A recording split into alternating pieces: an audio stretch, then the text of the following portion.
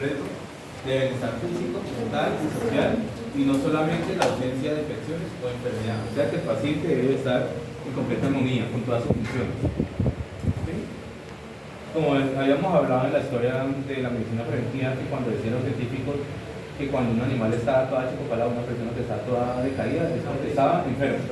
¿Sí? Y cuando estaba feliz, porque no estaba enfermo. ¿Qué es enfermedad? Según otra vez la OMS.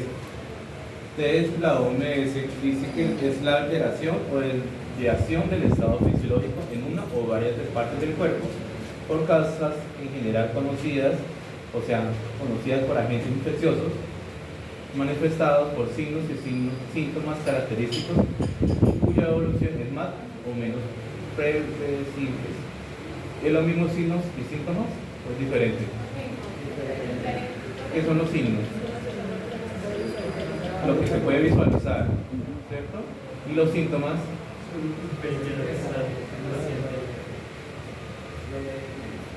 Lo que dice el problema. Yo sé que el animal no habla,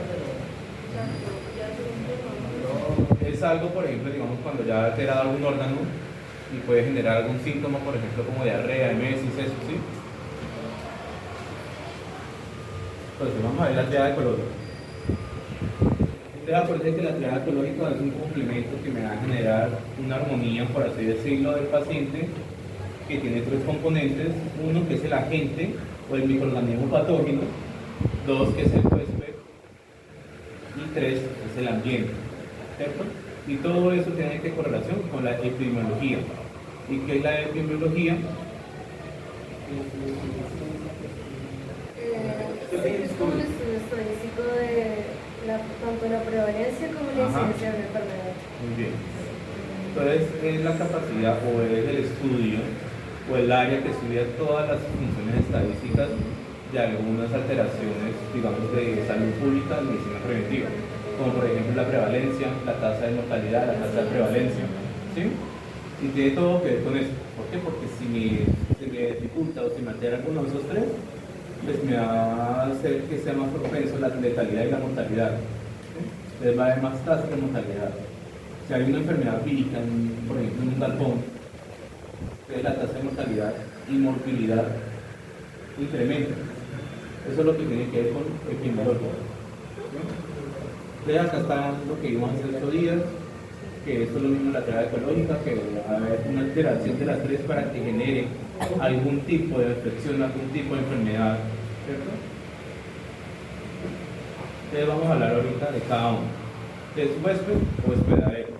Es aquel ser vivo que puede alojar un agente causal, un agente biológico o un microorganismo patógeno, ¿sí? ¿Qué características debe tener ese huésped? Por ejemplo, la edad, sexo, etnia, nutrición y genes. ¿Sí? ¿Para qué? Para generar algún tipo de enfermedad. ¿Qué? Como, digamos, la cultura, por así decir, ¿sí? Nacionalidad. La indígena, el agente causal, o el microorganismo causal o el agente etiológico. ¿Sí? Es aquel elemento que actuando en el huésped sea capaz de producir una enfermedad o cualquier microorganismo que me pueda generar una respuesta inmunitaria, que pueden ser estas clasificaciones del agente causal, que son biológicos, físicos y químicos. Los biológicos como cuáles: protozoarios, parásitos, bacterias, virus, rickettsia y hongos. Las rickettsia son las garrapatas, son el grupo de garrapatas. ¿Listo? Bacterias es un microorganismo patógeno que me ataca, pero las garrapatas es un tipo de rickettsia. ¿Listo? O rickettsiales, que también se le denomina. O ectoparásitos. Físicos: calor, luz, radiaciones, ruido, vibraciones, temperatura. Y los químicos: pesticidas, aditivos de alimentos, aditivos químicos industriales y algunos fármacos. Son aquellos que me van a generar algún desequilibrio en algún hospedadero. ¿Sí? Que ya sea por esto, por esto o por esto. Y su signología también varía, dependiendo. ¿Sí?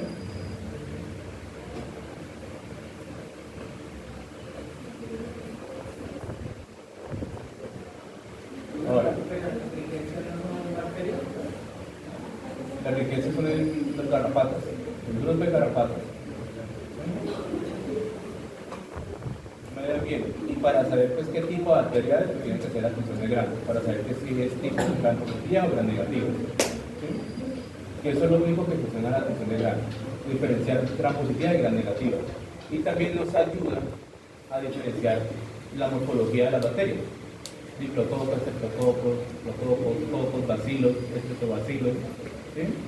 Espiroquetas, que es la leptospira, es el medio ambiente.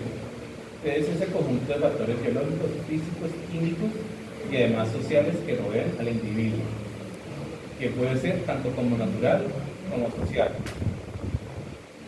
Contaminación por medios lixiviados, ¿cierto?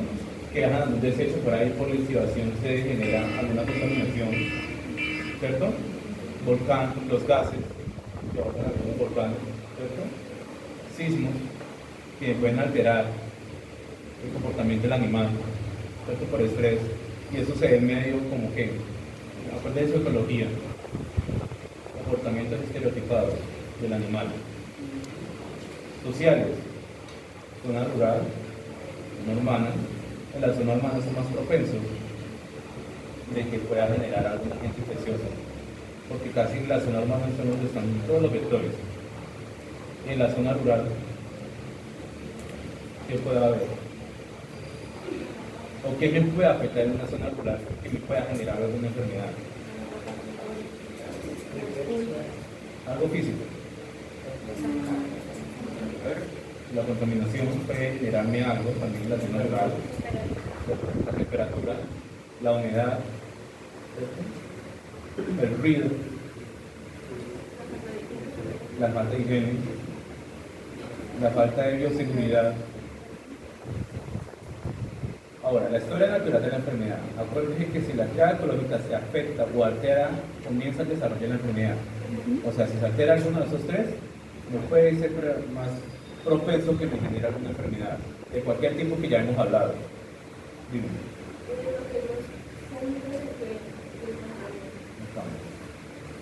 En la zona rural puede generar y aquí, lo físico. Ustedes acuerdan que los vómitos son aquellos objetos animados que pueden generar algún también, o me pueden ayudar a transmitir alguna enfermedad. Por ejemplo, estamos en un galpón, lo que son, ¿qué es un vómito? En un galpón, los bebederos, los comederos, algún lapicero, cosito de la temperatura, ¿cierto? Cualquier objeto animado que me pueda generar alguna contaminación y me pueda transmitir alguna enfermedad. En los bebederos, en los comederos puede haber heces, puede haber alimento descompuesto, ¿cierto? Agua contaminada, ¿cierto?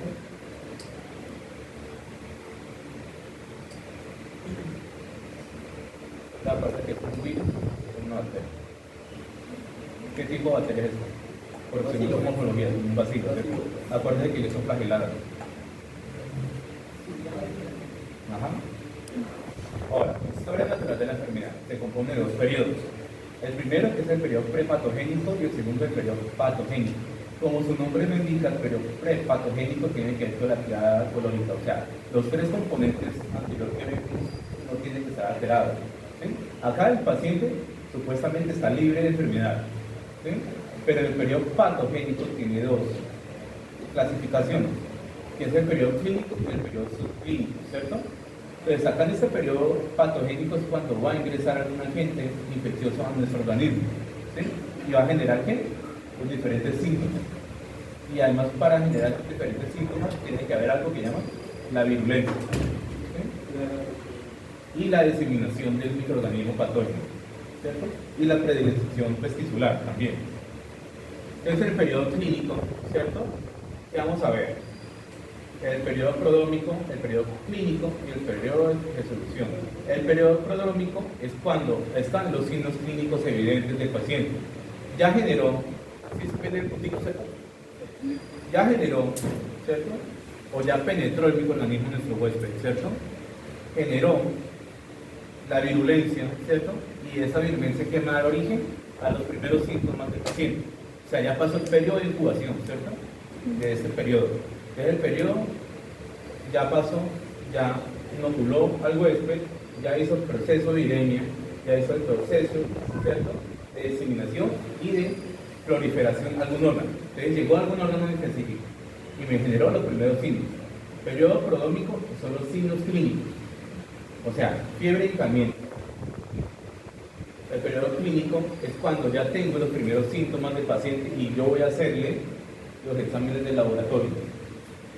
Acá estamos hablando de manifestaciones clínicas y aquí estamos hablando de manifestaciones clínico-patológicas, lo que me va a generar el resultado de una muestra de laboratorio. ¿Sí? Por ejemplo, si el paciente es un cachorro que no come, está todo así tirado, así decaído, ¿sí? Y le tomamos la glucosa, ¿y cómo va a estar? ¿Hipo o hiperglucémico? Va a estar hipoglucémico. Entonces, manifestación clínica, ¿cuál es? El decaimiento y que no ha comido, está con inapetencia, ¿cierto? Le tomamos la glucemia y eso es una manifestación clínico-patológica, ¿sí? ¿Por qué? Porque estamos asociando el signo con el hallazgo de laboratorio. Y el resultado de ese hallazgo de laboratorio es esto, la hipo o hiperglucemia, ¿sí? Y ese es el periodo clínico. Ya cuando nosotros estamos haciendo algo por el perrito, ¿sí? Aquí es cuando ya estamos haciendo el examen metódico al perrito. Le miramos las alteraciones y los signos clínicos del paciente. Darle solución, o sea, el pronóstico del animal. Si es agudo, subagudo, crónico, o si posiblemente vaya a morirse el animal. ¿Sí? Y en ese periodo de resolución también podemos generar el tratamiento. ¿Sí? Hay otro periodo que es el periodo subclínico, ¿sí? Que tiene que ver mucho con el horizonte clínico, esta partecita de acá. ¿Por qué? Porque acuérdense que los pronósticos están asociados, están clasificados por el periodo o los días que transcurre la enfermedad. ¿Sí? Si son apenas días, ¿cierto? Si fue hoy y pasaron 3 días, es un proceso agudo. Estamos acá, ¿cierto? Generando los primeros signos o no generando los primeros signos, ¿cierto? Semanas, ya es un periodo subagudo.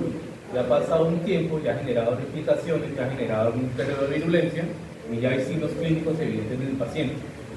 Y ya años es un proceso ya crónico o algo irreversible que me puede generar la muerte. ¿Claro? ¿Está eso? Tranquilo que yo todo eso me lo envío. ¿Dime? No. Ahora, prevención. ¿Qué es la prevención? ¿Cómo evitar la propagación o la reproducción de la enfermedad? ¿Cierto?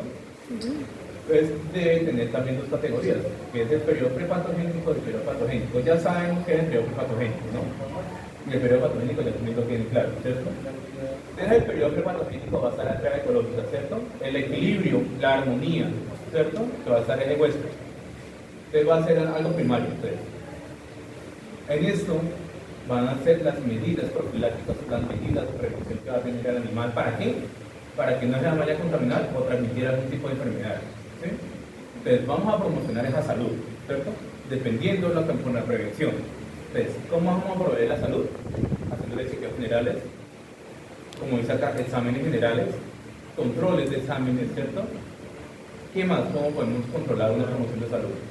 Con control de estos parásitos, como las pastillas, ¿cierto? Promoción específica mediante vacunas, o sea, vamos a adquirir alguna protección, por eso se llaman inmunidad adquirida. Aquellas inmunidades adquiridas son aquellas inmunidades que son adquiridas por algo exógeno. ¿Sí? Pero ahí también como las veces todo, ¿no? Ahí también trae el tema mental, ¿no? Ahí entra el tema mental. Sí, también. Entonces el periodo patogénico que ya está en periodo de virulencia, ya está infectado el animal, ¿cierto? Que son 2 tipos, secundaria y terciaria. Entonces el secundario es todas las medidas de diagnósticos que ustedes tengan para poder diagnosticar la enfermedad que tengan. Entonces en la secundaria vamos a hacer un diagnóstico precoz y un tratamiento oportuno. Si tenemos un diagnóstico oportuno y rápido, ¿sí? De un diagnóstico ahí mediocre, que lo vemos con diarrea con sangre, eso es parovirus, ¿cierto? Que eso pues, es algo malo, no se debe hacer. ¿Por qué? Porque afecta tanto como propietarios como animalitos, ¿cierto? Entonces debe de hacer un diagnóstico no solo precoz, sino de buena calidad, ¿sí? Y un tratamiento oportuno. Si es parvo, debe hacer tratamiento contra ese parvo. Si es parvo y yo hago un tratamiento para otra cosa, pues el animal peor, obviamente va a ser peor. O usted va a estimular algo que me genere otra alteración. No solo con hacer mal el pronóstico, sino hacer mal tratamiento. Si usted le pone un medicamento, por ejemplo, si ese animal está vomitando por diarrea, se le pone un NAIMES y no está comiendo, te va a generar más diarrea y úlceras gástricas. ¿Sí? ¿Por qué? Porque me genera una exploración rápida de prostaglandinas. ¿Sí? Y esas prostaglandinas me van a generar más ácido gástrico, más ácido clorhídrico y me va a generar úlceras gástricas. Entonces no es solo saber el tratamiento precoz, sino hacer el tratamiento oportuno también. Si ninguno de los dos está bien, el animal se murió. Pero si usted hace el tratamiento bien, usted lo diagnosticó bien, pero el tratamiento mal, se lo vino. Entonces es muy importante, chicos, que yo siempre molesto eso con la dermatología clínica, que no es solo saber hacer tratamiento, sino así mismo diagnosticar la enfermedad. Porque el tratamiento es fácil, hay un montón de medicamentos que hay, pero usted diagnosticar la enfermedad es muy difícil. Es lo complicado. Ay, no, eso me esto. Pero no sabe qué enfermedad es. ¿Sí? Y puede generar enfermedades vistas. Que tenga un parvovirus y después que le dé un síndrome de Cushing. O que le dé algo hormonal. ¿Sí? Que pasa mucho con esos sarcomas que están acá en la glándula mamaria, en las perras. Con eso que le pone la progesterona. ¿Sí? Que son hormonas. Y en vez de ser algo bien, la hace algo mal, porque pueden generar tumores más adelante. ¿Sí? La secundaria es el diagnóstico oportuno. Todas las medidas de prevención oportuna, diagnóstico oportuno y tratamiento. ¿Y qué me va a generar si yo tengo un diagnóstico precoz, un tratamiento oportuno? Limitaciones de daño y muerte del animal.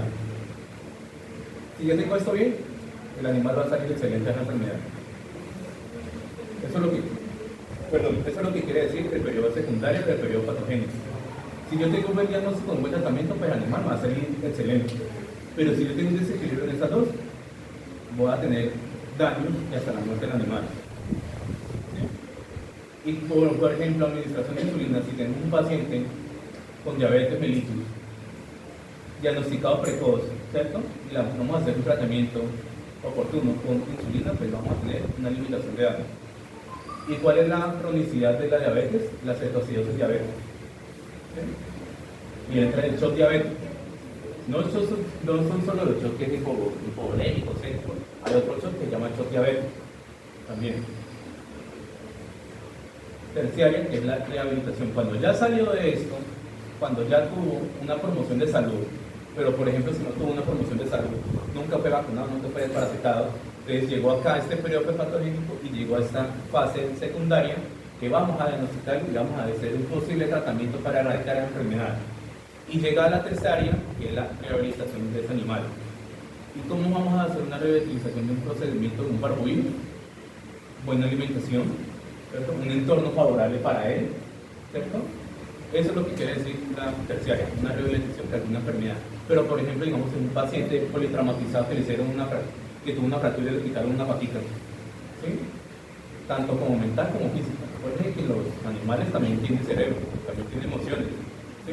Entonces, ¿cómo vamos a hacer una rehabilitación? Con fisioterapia, ¿cierto? Con manejo del dolor, con buena alimentación, con buenas curaciones, con buenas medidas profilácticas. ¿Para qué? Para que esa herida que tiene acá no se vaya a infectar y pueda otra vez estar en el periodo patogénico. ¿Sí? ¿Sí me entendieron esta de acá? ¿Cómo hacer para Daño mental. Eso es con etólogos. Tienen que llevar un etólogo, entonces ellos ven el comportamiento que ellos tienen, ese mismo el tipo de comportamiento, así mismo la rehabilitación. Como puede ser, digamos, más cercanía con otros animales, o otro entorno, ¿sí? O con hormonas, que también generan eso, o estimulaciones también lo pueden generar, con el tacto también. Entonces, ¿cuáles son las cadenas de transmisión? ¿O cuáles son las características de una cadena de transmisión? Primero, el agente basal, o sea, el microorganismo patógeno. Se pone el agente, donde se va a encontrar el agente infeccioso. Puerta de salida del agente del huésped, puerta de entrada del nuevo huésped, huésped susceptible y modo de transmisión del agente al nuevo huésped. Entonces, identificar los elementos que forman la cadena de transmisión es necesario para identificar las medidas de control más apropiadas. Ahorita vamos a ver cada uno. Agente causal, ¿cierto? Características. ¿Qué características debe tener un agente causal para que sea, valga la redundancia, un microorganismo patógeno? Debe tener patogenicidad, virulencia, infectividad y invasividad. Eso ya términos ya lo hemos visto, no va a parar acá.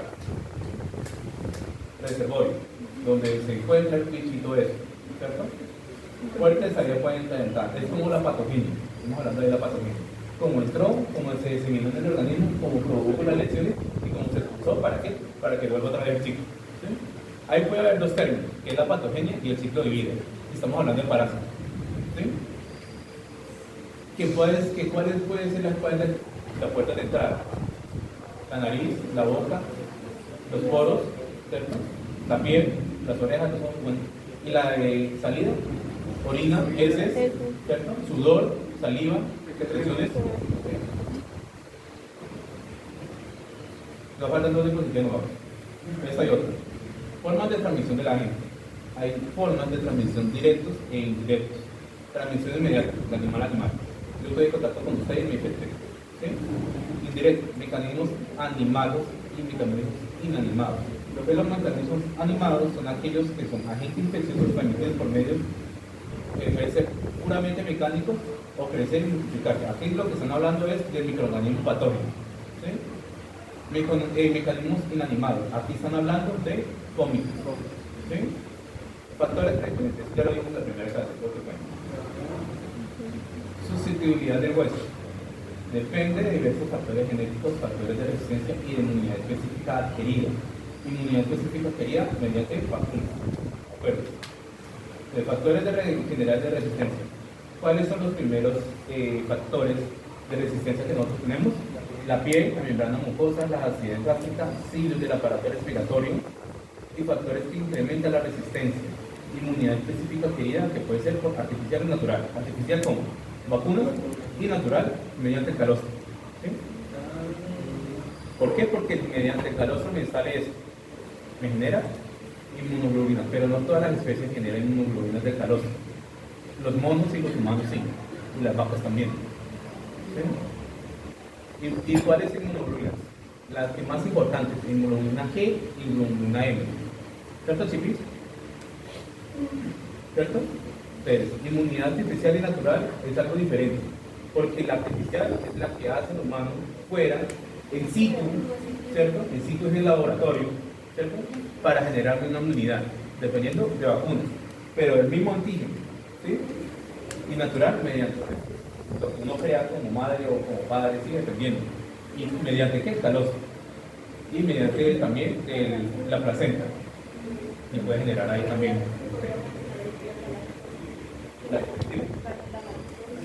De la tófera o la tofa, es la misma de calostro. Calostro.